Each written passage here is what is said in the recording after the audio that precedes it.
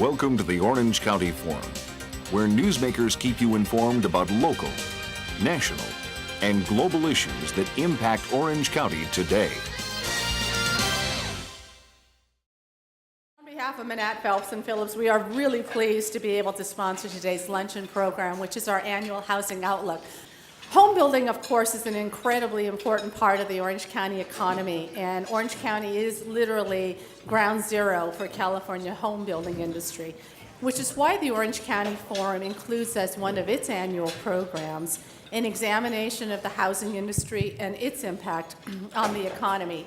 Each year, we invite two housing industry leaders to join us, and this year we have two incredible men who are not only leaders in the residential home building development industry, but also just generally leaders in the Orange County community. And I'd like to introduce them to you now. Our first panelist is Emil Haddad, who is the chairman and CEO of 5 Point Communities, which he co-founded in 2009. The 5 Point portfolio includes some of the largest residential and mixed-use development projects in the state, including the Great Park Neighborhoods, which is being built at the former El Toro Marine Base, Newhall Ranch, and the San Francisco Shipyard and Candlestick Point up in Northern California. His co-panelist this year is also somebody who has previously joined us on this panel, and that's Larry Webb, who I have to say is one of the most genuinely enthusiastic leaders in the industry.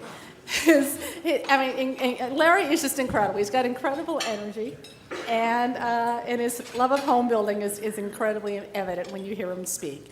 Larry is the CEO of the New Home Company, which he also co-founded also in 2009, after serving as the CEO of John Lang Homes. Since its founding, the New Home Company is building communities throughout Northern and Southern California, as well as Arizona, and they're very known for their creative and very innovative home designs. And rounding out our group today, the Orange County Forum is very pleased to welcome, as our moderator, Richard Reisman, the publisher and CEO of the Orange County Business Journal, which has really bucked the trend of other print media and continues to grow and cement its position as one of the most influential and successful business journals in the country. And so with that, I'd like to turn the mic over now to Richard to start us off on our discussion. Thank you, so much, gentlemen. Susan.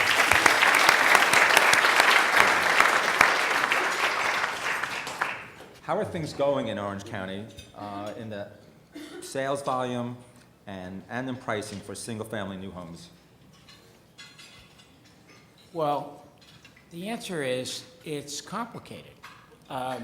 It would be easy to say everything's great every place, but because we are in a recovery and all the demographics are strong in Orange County, you know, there's 4, 5, 6 jobs being created for every building permit, and they're good jobs, but we really haven't seen across-the-board success.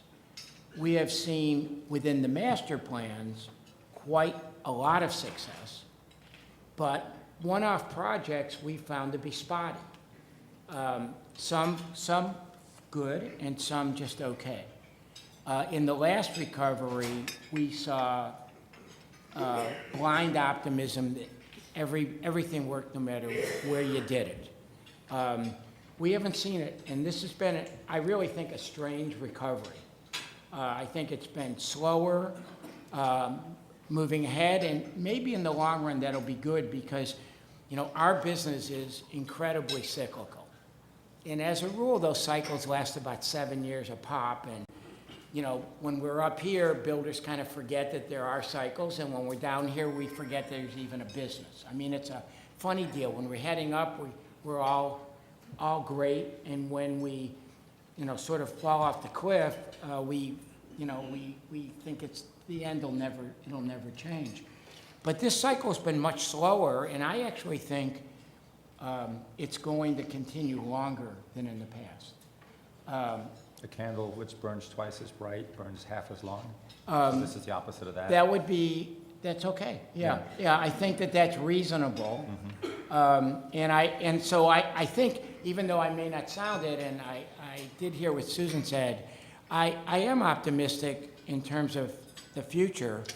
But I would say that if you said, where do I want to build? I would like to build as much as I can within the 3 master plans that are here now. We've made a decision. We think that's better. When we first started, we thought any infill site anywhere would be right.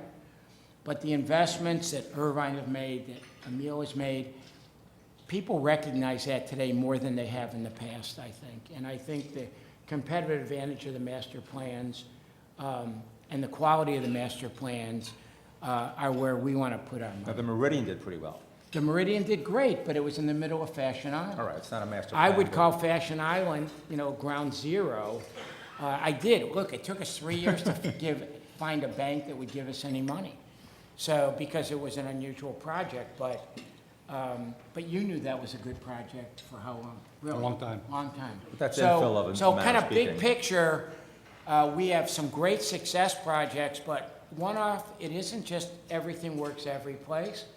And I do think we have a real affordability issue in Orange. We'll get to that too. Emil?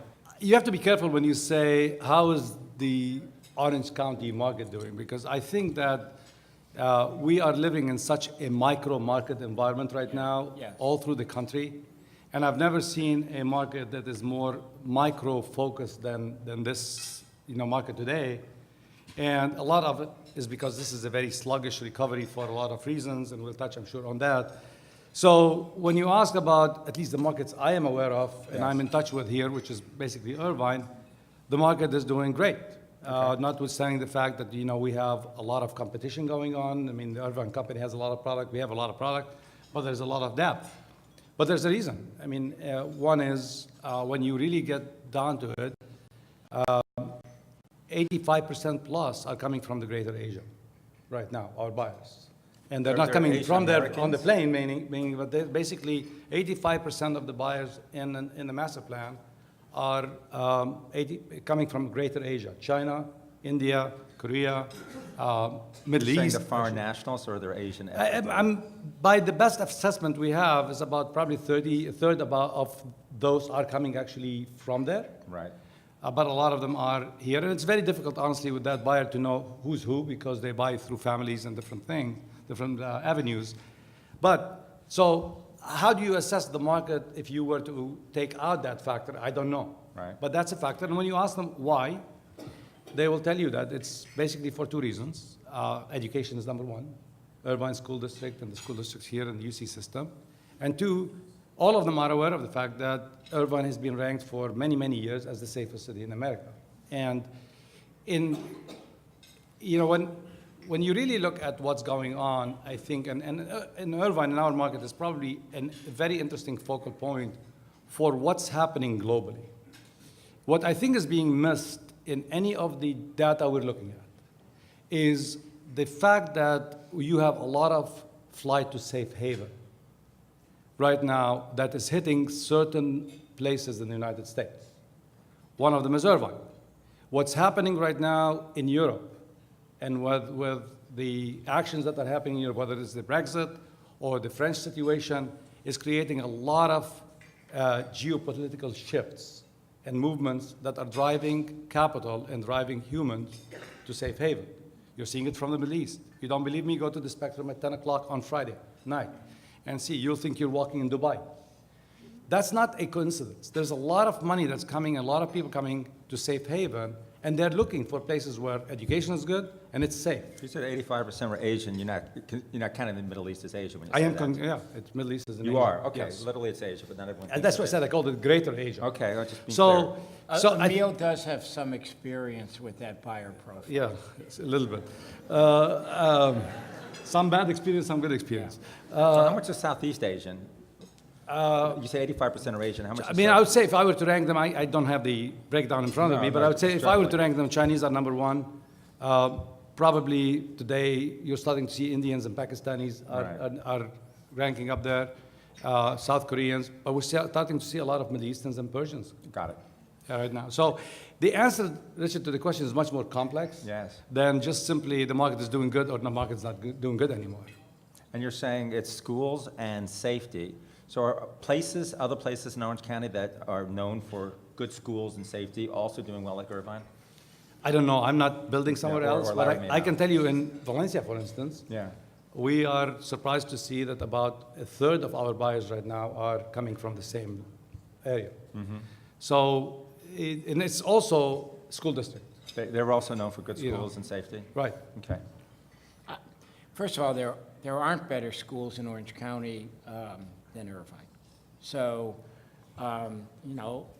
Irvine Company made giant investments for, 25, 30 years. You're continuing that. With them. Yeah, the company. those investments haven't taken place in any other part. Fullerton, Newport, Well, my Laguna, kids went to South Newport. County. They went to private school. okay. It's all right, not the I same. guess- Okay. Now, don't scoff, I was a private, Yeah, he was a private builder then. No, I taught public high school for 6 years. That was my first job. I think overall, the California school systems, taken statewide, have big problems, Right. okay? I mean, there's been underfunding for schools, with all of the tax situations with real estate forever. And why are the Irvine schools so good? Because they were private, a large private landholder, and now two that said this is important to people. It's what makes communities great, and they made their own investments in those school districts. And bravo.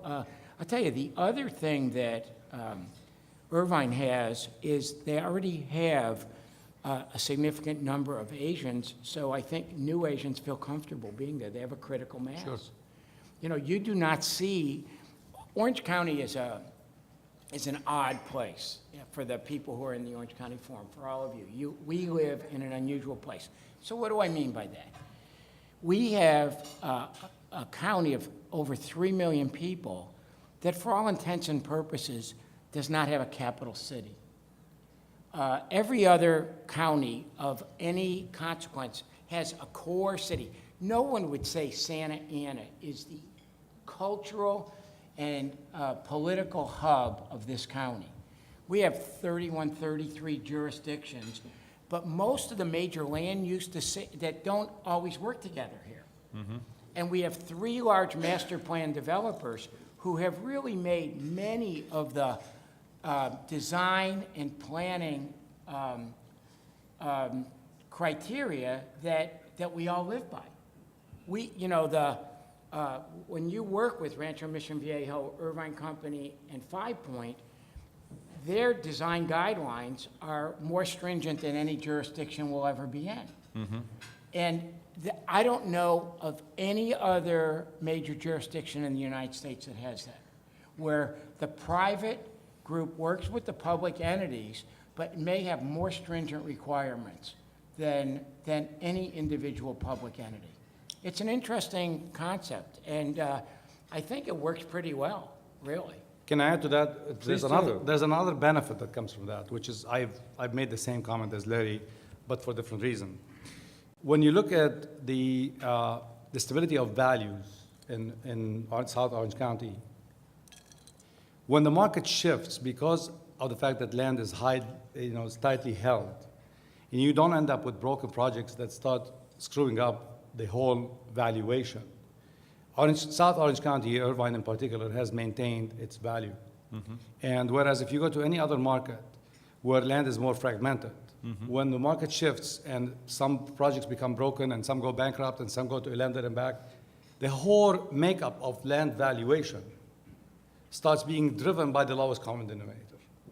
And that's, I think, the one thing that has enabled also this market to maintain values and not go through the boom and bust in valuations that we've seen everywhere else. For Well, everyone's, go if ahead. you go to Phoenix, and You just Phoenix, did. if you go to Phoenix and we just did, and Phoenix is much bigger than Orange County. It's in good times, Phoenix absorbs 30,000 homes a year, new homes, 60. and in real boom times, it does 60,000 60,000. new homes. Orange County, 8, 10, if they're 15 if things were incredible. And right maybe. now it's less, isn't it? Yeah. Way less. Yeah. But in recessions, suburban or fringe land in Phoenix goes down and has no value, the land. Zero, maybe a negative value. It costs you more to develop the lots than the lots are worth in the marketplace. I agree.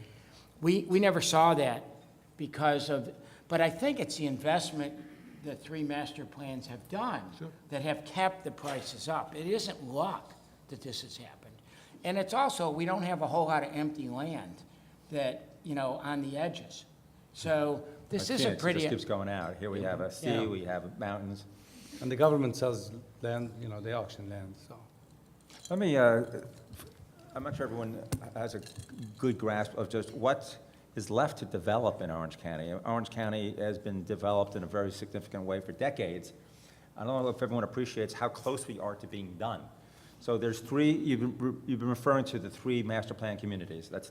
So what does the Irvine Company have left in terms of number of homes? Ask Hadigan, I don't know. Just roughly, you have. No, how many, what do you, a lot, they still, you know, it's interesting. Wait, can I just do this? Because I know where Richard's stop you? going with this thing. I know where, I have been building here since 1987. And for 29 years, once a week, I'll meet with our land guys. And the land guys will come in for 29 years and say, we gotta buy this piece of ground. It's the last piece of ground in Orange County. But this time it Okay, really is. No. All we'll do is start going up a little, and we'll be, you know, we'll do more rehab.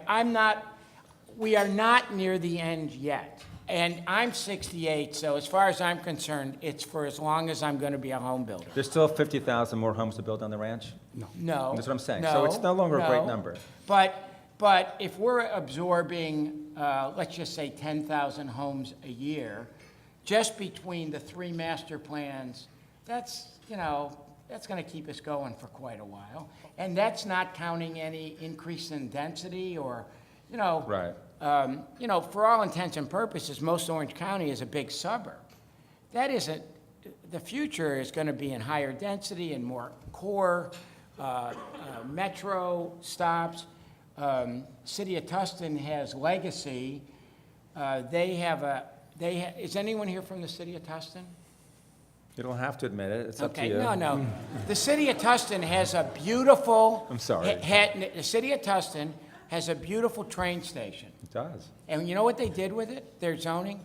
They put Jiffy Lubes around it, they put fast food restaurants, and instead of, what are you doing around your train station, Emil? We're trying to drop it downtown around the train. Yeah, they're trying. If you go to Denver, everywhere there's a metro exit, there are condominiums, there are mixed-use projects, there's office buildings, and there's retail. Wow. City of Tustin didn't do that. They Yeah. made a horrible land use mistake.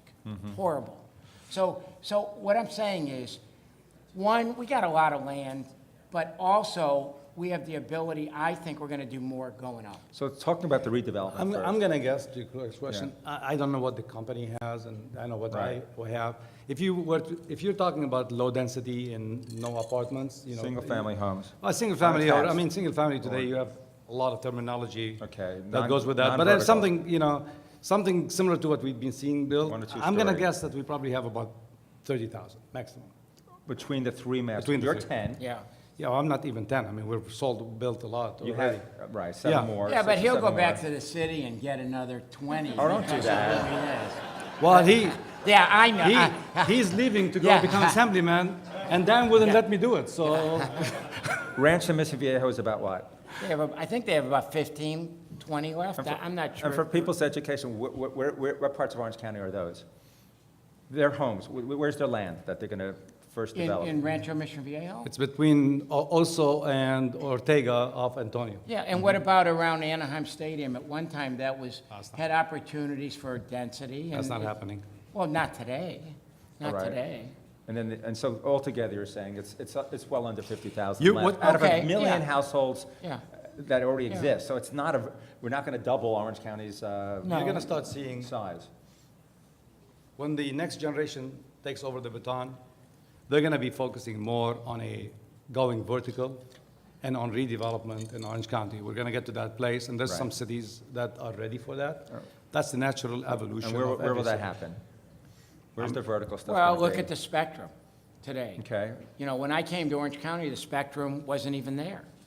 Today, you could make a case the spectrum is the center of Orange County. You could make that case, I think. So I think, you know, we haven't even talked about Anaheim, about North Orange County, Fullerton. Are they going to be high-rise or There- just infill? Sure. There I will be think we're- high-rise. Why not? There will be. The problem with high-rise is we don't build enough residential high-rise to where we have an efficiency of cost.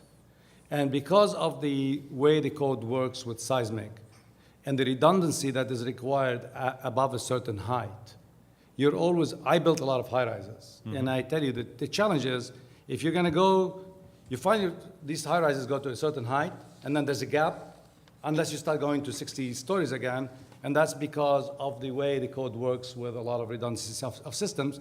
I mean, I even went to China and went to Hong Kong to try to see if I can get somebody who has expertise in that to come and build efficiently, because the biggest challenge you have in building a high-rise is two things. One, we don't have a cost structure that's efficient to build it. But more importantly, the state of California doesn't allow you to keep more than 3% deposit. In Florida, when you go build a high-rise, you take progressive deposits from the buyer. So when you get yourself pregnant to the high-rise that's going to be done in 2.5 years, you know that there's skin in the game by the buyer. Yes. Here, you go sign contracts, and then the market goes down, They walk and all away. the buyers come and say adios, and you don't even keep the 3% because it's silly to keep the 3% and fight with the buyer, so you give them back. So basically, you're giving everybody a free option on a project that's going to take you 2.5 to 3 years to build. And as a result, lenders don't like it, equity doesn't like it, and I don't like it. You know, if you all think over the next decade, the three major master plans will be mostly built out, that's probably true.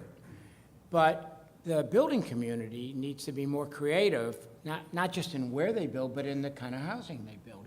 And you know, this home building business I'm in has been around for a long time. And as long as Orange County is a good place for people to live, we'll figure out ways to increase density, and you know, and we'll find opportunities. I have no doubt about that. This is not a dying industry at all.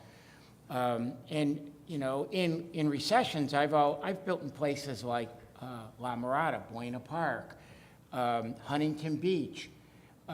In today's world, La Habra. In today's world, we're not there. We don't have to be there, but Fullerton, Yorba Linda, North Orange County has a lot of places that you could do infill sites, or there'd be dying shopping centers that you'd knock something down and you'd build things.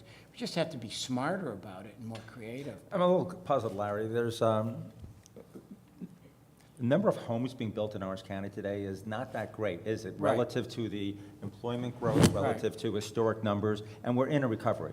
Yes. You're saying that, you know, if you do something in one of the planned communities, they do well.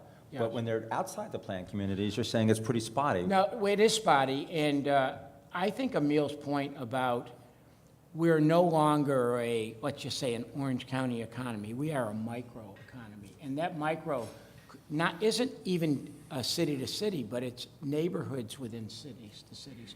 So in the past recoveries, anywhere you had projects, they were going to be successful if you got the entitlements. And probably the most important people in your organization were project managers who got entitlements. In this economy, I think it's a little different. And my question I is the think why, people the have why. more choices today. But there's not that many houses being built here. Well, that's true, but they still, if you go, for example, in the last, I'd say 18 months, if you look at Great Park and the Irvine Company, they have brought on, I want to say, 25 or 30 new housing programs in that short a period of time. And to the best of my knowledge, they are all doing degrees of good. Some unbelievable, but even the poorest selling are doing quite well in those areas. I'm pretty sure I'm right about that. Eastwood has been an overriding success so far, wouldn't you say? I mean, beyond, you brought on, your first set had 750 homes, and 10 housing programs. Second one had 15 new housing programs, right? And the last time I looked, even the slowest selling ones were pretty darn solid. Yeah, but that's I think, look, here's what I think is happening, and I don't think it's a demand issue. I think it's a supply issue, and I think this is what's defining this cycle is really a lack of supply, and it comes because of many reasons. One, we're living today in a regulation environment that's becoming much, much more difficult to get things approved. But more importantly, if you look at this cycle versus the last cycle and take a snapshot of where we are today and try to compare it to the same time of the last cycle. So let's assume that this cycle bottomed in 2012, and here we are 4 years later. Last time it bottomed in 96, so we're supposed to be living in an environment that's similar to 2000. By 2000 of the last cycle, I had every equity player knocking on my door. You know, Ross Perot was in the marketplace. You know, private equity was in the marketplace. Everybody was on the equity side, and lenders were all asking you to put money in because they felt comfortable that we're already 4 years into recovery. That's not the case today. There's no capital that's interested in our space. Period, end of story. They're not. They're still either shell-shocked from what happened before. They didn't feel that we didn't create the momentum for capital to come into the space like we did the last time with the RTC. Because I think the RTC created a whole universe of capital, billions of dollars, that went into the RTC, and that momentum stayed going into the cycle and recovery because they kept on buying more and, and increasing their portfolios. We didn't have the RTC. Capital started gearing up, and then they had to return the capital back to the investors. I mean, in 2007, there were lots of funds we created that were supposed to be distressed land players funds. And they all were dressed up for the party, but the party never showed up. So what happened is they couldn't keep the capital. They gave it back. Right. That's the worst thing for somebody to do. Yeah. So Wait, they- Emil is 100% right about this. One of the reasons... Sherry, can you quote him on that? No, he is. One of the things that's occurred is there's been an incredible shift. One of the reasons the primary reason I left a lifetime of being a private builder to become a public builder is public builders in today's world, coming out of the recession, have an unbelievable advantage in access and cost of capital. For most of my career, half the market was private and half was public. It's no longer like that. For most of my career, all the banks, Wells, B of A, Wachovia, would come and they have a salesman selling. They wanted to give us money all over. We had more money than we ever wanted. Today, B of A is effectively out of the home building business. Okay? Wachovia is now owned by Wells Fargo. Private builders have an extremely difficult time in today's world. And that's just on the debt side. On the equity side, if you go to New York, one thing Emil knows is the investment community. We worked together in a bankruptcy for 12 months. The investment community would love distressed land. None of them want to be involved in the housing business. So the world has changed. 5 years from now, 75% of the homes built in Orange County, maybe more, will be by public home builders, not private builders. It might be up to that already. I don't really know. But if you look at the majority of the people who bought in your communities, it's basically, except for Shea, Shea. and now, we had to find a way to make a deal with you, because I don't want all publics in my community either. Yeah. I want to have privates in the community. But that's, I think, the challenge that we have. Look, I had a $180 million revolver that still had 3 years on it. And even with that and the amount of pain you have to go through, I actually terminated the revolver, paid off all our debt. We have zero debt, and decided to fund out of cash flow, because dealing with the capital market has become really very hard, and attracting capital is even harder. So that's, I think, the one thing that people have not been, I think, highlighted enough, is that as much as we can complain and whine about regulations and CEQA and this and that, as a reason why we're not seeing supply come to the market. The bigger, in my opinion, factor is capital is not playing. And he can do he cannot go into any of the cities and do a redevelopment project to take something, change the use, change zoning, and to get that approval, and then be able to build and provide homes without capital. So between the capital and the regulations, I'm confused. It seems like there's not enough supply. You keep saying that. Therefore, why wouldn't every project be successful if there's still demand? Well, because and of there's still no affordability supply? issues. You know, one of the things that all delays, high cost of capital or lack of capital, one of the offshoots of that are it costs more to play and your houses cost more. You know, look, we primarily deal in the upper end of the market all over, but we're in all price ranges. In New Holland, Valencia with Emile, we had houses in the high $300,000 houses. But our average sales price is $1.5 million for a production home.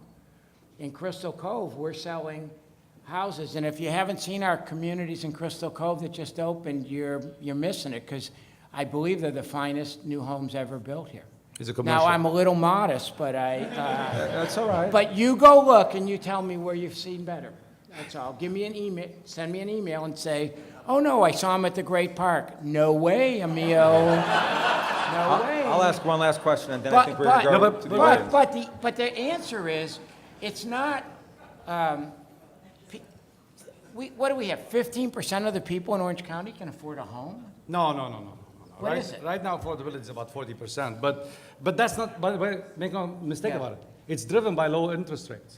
Yeah. If yeah, it were not for the yeah, fact that we're living yeah. in the lowest interest rate environment in decades, the affordability would not be the same. Define success. You're saying projects, what do you mean? How do you define Larry success? said, his Not comment every was project outside, works. Yeah. outside of the communities, Yeah. he says it's just, everything goes well in the master plan communities, goes outside of that, his success is more spotty. I don't have a definition. But I don't know what that means, because, Larry, what do you because are you saying to me that if you discount a home by 200,000, you can't sell it?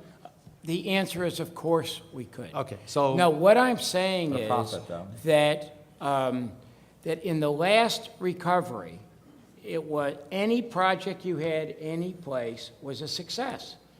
And by success, I meant you met your sales and your profitability objectives. And affordability wasn't any better then, was it? No, it was single digit. Right. in this Affordability market. wasn't better, so wasn't any better. why the difference? Where's the? Well, I where's think the disconnect? buyers are being very selective.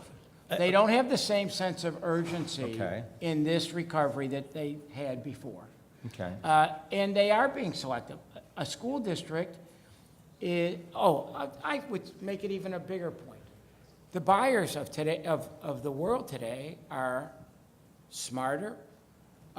They are more focused in what they want. They're more knowledgeable about different builders and about jurisdictions. They no longer get their information from the Saturday, no offense to the Register. They don't get their information from full-page ads that on Saturday and Sunday in the newspaper. They're on the internet. They are listening to Irvine Talks or Speaks, that stupid blog that's out there. And anyone wants to quote me on that, you can, okay? Because it's bullshit. It drives me out of my mind. But people come to your communities today already knowing about the builder, about the community, about the school district, and salespeople aren't salespeople anymore.